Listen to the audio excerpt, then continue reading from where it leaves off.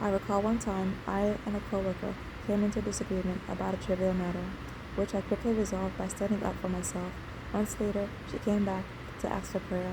I remember a nursing assistant, a mom of a young child who worked frequently at the nursing home, went to nursing school, and managed child care. She had asked me to pray for her, and God answered the prayer. She received good grades from school. For a period of time, different people at the nursing home, registered nurses and licensed practical nurses, had encouraged me to go to school. At the time, I didn't realize it is okay to work at making oneself better and to aspiring to greater heights and achievements. Although I ignored the advice God had revealed to me years later, yet sent them to encourage me to move, to pivot, to shift from my position of being a nursing assistant to enter into a better one. God's grace, mercy, and forgiveness covered me from being ignorant at the time. Fortunately, I was able to study subjects at school. I did go to nursing school. I went to Montgomery College and started taking classes. After obtaining an associate's in pre-nursing, I went to the nearest college at the time, which was Columbia Union College, now Washington Adventist University. Although I ended up not majoring in nursing, but social science and healthcare administration within general studies.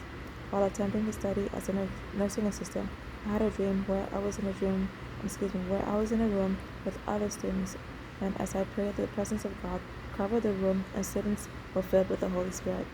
Another dream I had regarding the university was my mentors, both husband and wife, were breaking down a wall.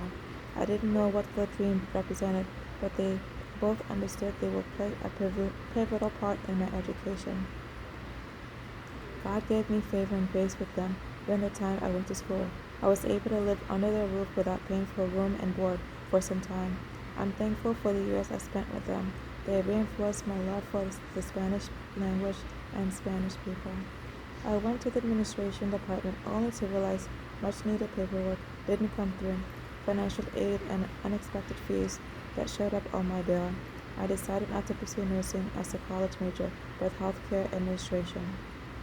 I had a dear friend whose mom was admitted to the hospital. I saw a vision of her pass before my eyes. At the time, I was at work working and had an intense desire to be at the hospital visiting her. In the vision, I saw my mentor and my dear friend there. They were praying for her. In the vision, it was as bright as day, the type of brightness that looks as if there's more light inside the building than outside. I knew God's hand was on my vision. I thank Him for so many encounters I experienced in my early years as a Christian. Exorcism. I was attempting to perform exorcism on a patient. He was the father of one of my friends I went to high school with.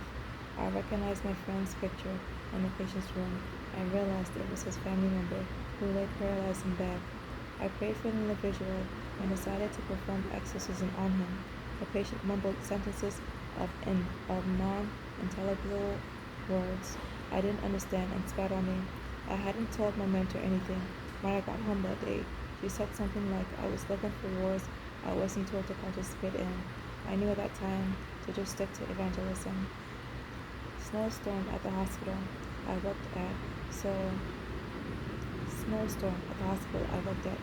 I and other employees decided to sleep at the hospital.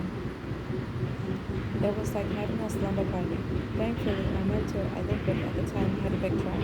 After staying a few days at the hospital, I was going home without having to worry about being stuck in the snow. When I left the health service, it took me time to forgive co-workers, managers, and staff that I thought contributed to my leaving the workplace. There was a time when I was at ease and forgave everyone I was offended with. I learned Jesus is my rest. As a young adult, I used to wonder why I used to go out Friday and Saturday nights with friends when I went to the university, but could not do a night vigil to sing and pray to God as a Christian. Why was it I could stay up all night using Facebook and go to bed at 5 a.m. in the morning, and yet couldn't be present at my church's vigil, which was usually over by 1 a.m.? So Jesus is my Sabbath, I will tell myself. But why am I consistently dreaming of a supervisor when I no longer work with him? I pray to God about it and ask for His peace in the situation.